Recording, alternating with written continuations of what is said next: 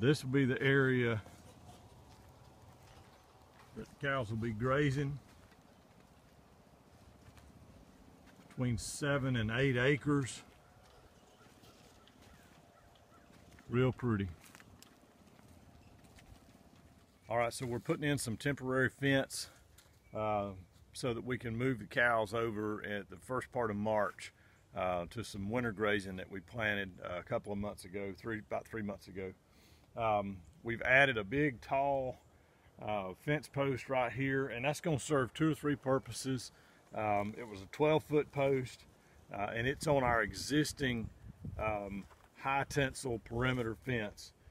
When we do our corn maze in the fall, we're going to mount an LED light to the top of this to just kind of light up the area, and that's one reason we did it tall. There's about 9 feet of this post sticking out of the ground. The other reason that we did it really tall, and you see the flags on the top of the post, is this is going to be a new line for a 20-acre pasture that we're going to have, and we put it up real tall so that when we get all the way down at the other end, we can see this. There's a pretty good rise and fall to this 20-acre pasture, and when you get all the way down to the very end, you can see the very tip top of this post. So we put flags around it so we could line up our far end down there and make sure our fence is straight. But we're tying in some insulators, and we use it's aggravating to work with, but it's 12.5 gauge class 3 galvanized steel wire, and this stuff is stiff and very, very, very difficult to bend and use. And so sometimes our knots turn out really, really good, and then sometimes it looks like it's difficult to use. But I'll show you how we tie those knots and how we make up these ends. The advantage of using the steel wire is when the deer run through the fence, and we have a lot of deer in this area, and they do run through and jump over, it doesn't break, 9 out of 10 times. It has a tensile strength of over 1,300 pounds per square inch, so it's really, really strong. Aluminum wire is about 650 pounds per square inch, so about half of what this is. And so the advantage is it's really, really strong.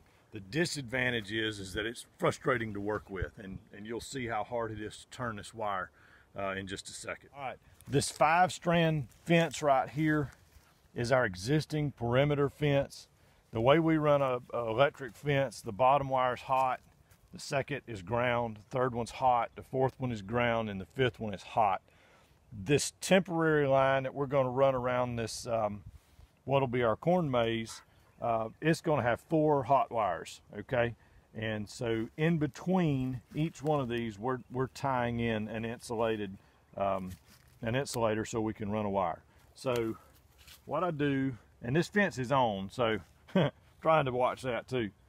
I come out here and I get enough, all right, about a foot and a half of this, and that's actually going to be a little more than what I need, but I go under the wire and over the wire, and I bend this down real tight. I try to get as tight a knot, try to tie a loop right there as I can, and then I come off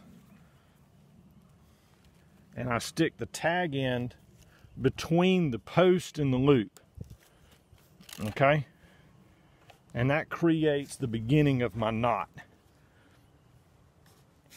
And like I say, this stuff's hard to work with, so I'm going to push really hard that way. And you see this bend it puts in here? This is my crank.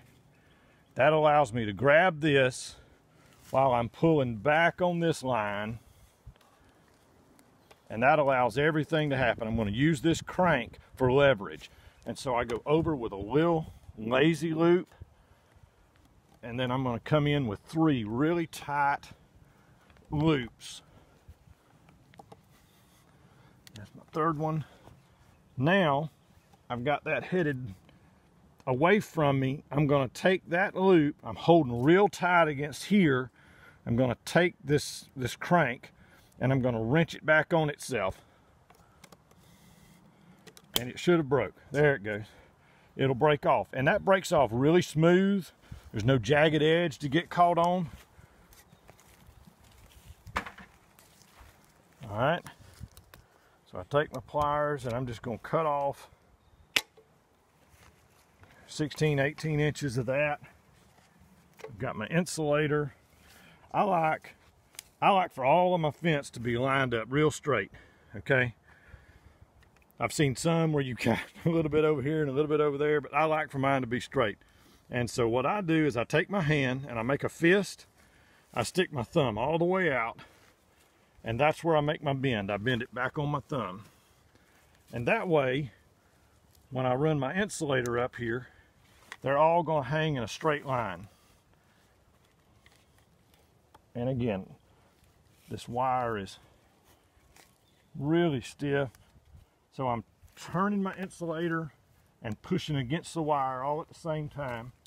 I put my crank in here again. Nate's gonna come around me. I got my crank in here again. I got my hand on the insulator, and I'm going around. Now, there's no easy way to do this other than to do it. I'm doing 6 tight loops. I'm gonna have to get a little more crank here.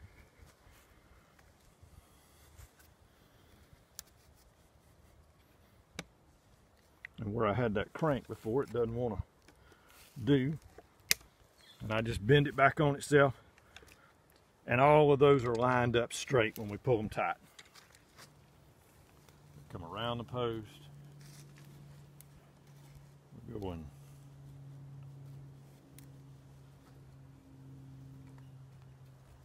under and then over. Make my good real tight loop there. Back off, and I put this tag in between the post.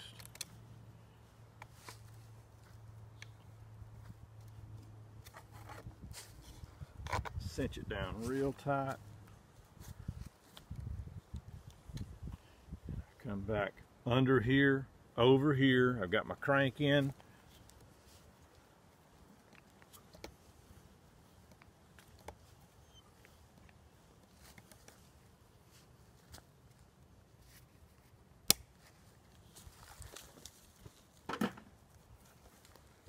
Carry a 5-gallon bucket in the back of the truck, and all these little snippets of wire we put in that 5-gallon bucket. That way you don't run the risk of cows getting into it, eating it or something.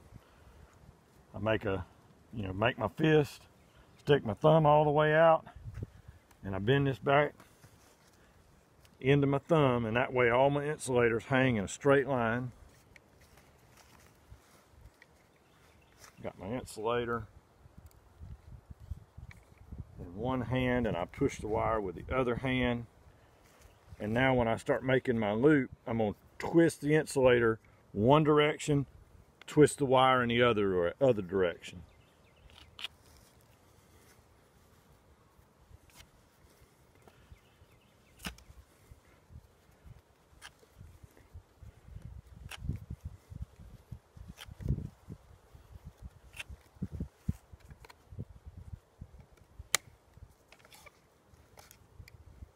All right, so the next thing we got to do is put a tensioner on here. I did the top one and I've got the bottom 2 done. We're going to demonstrate on this middle one, but the tensioner will allow you to run wire from one post to the next, and you just tension it down. It tightens the wire up. When you tie these on, this wire has a natural curvature to it, a natural memory to it. And so you kind of find the middle of where it wants to already bend. And what I do is just squeeze a point down in there, and I put that into my insulator. Okay, and it just kind of locks in on its own. Now you're either going to have something that you can pull tension in the opposite direction, or you're going to have help. In this case, I got Dylan over here. He's pulling my wire. I'm going to swap sides here real quick so I'm not working backward, and I'm not in the way of the camera. But Dylan's going to pull the same thing. I'm going to hold the insulator and I'm going to roll it, twist it in one direction. I've got my wire, and I'm going to push my wire in the other direction, and I'm going to go for 6 real tight loops around this tight spot. So as Dylan's pulling, I've got my crank in here, right here. That's 2, that's 3, 4, 5, 6. Kind of bend my crank around, and then I just crank back on myself, kind of like a tail rotor on a helicopter, and it breaks off smooth, okay? So I'm gonna come out here, I don't know, 16, 18 inches and make my cut. Now, when you cut this wire, you need to make sure that you've got somebody holding on both sides of it because it will bounce back on you and you don't want to get poked in the eye. Okay? Same thing that we did between the post and the insulator, we're going to do here between the insulator and the tensioner. I make a fist, I stick my thumb out, and that's where I make my bend, and that way all of my tensioners are an equal distance away from the post. That is absolutely not necessary, but it just looks pretty. Okay, now in this case, I'm going to be pulling the tensioner away from the post, and I'm going to use my body weight to pull it out straight, and that way I can wrap around this tight wire. Again, I put my crank in here. This crank is important because you just can't deal with this wire unless you have that crank in there. All right, so I pulled tight, I got my crank in here, and I'm just going to roll it around 6 more real tight loops. I almost didn't get enough crank, so I'm going to stretch my crank out.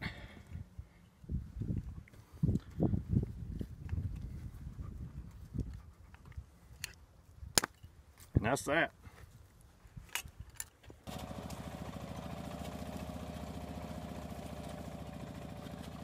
That's about the quickest way to run the line. We'll do a poly wire on the bottom, a steel wire on number 2, poly wire on number 3, and a steel wire on number 4.